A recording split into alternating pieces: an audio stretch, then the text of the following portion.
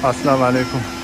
आज मैं आपको दिखाने वाला हूँ कालाम वैली में वाक़या एक खूबसूरत पार्क, जिसको बहुत कम लोगों ने देखा है। तो मेरे साथ रहे, आगे जाके मैं आपको स्टेप बाय स्टेप सारे खूबसूरती दिखाने जा रहा हूँ। तो मेरे साथ रहे।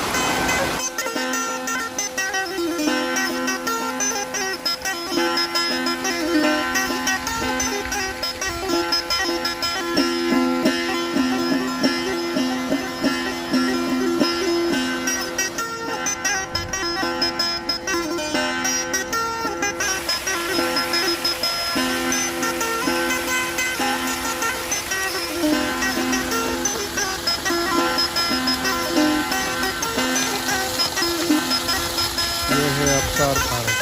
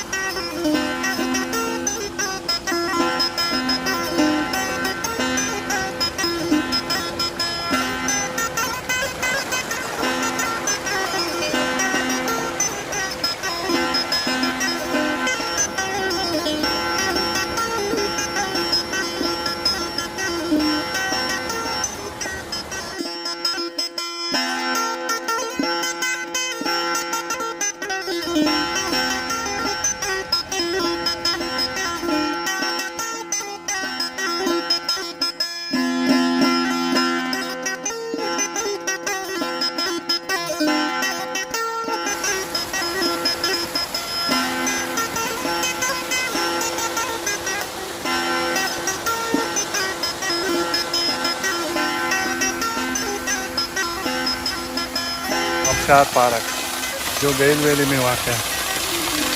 ये देख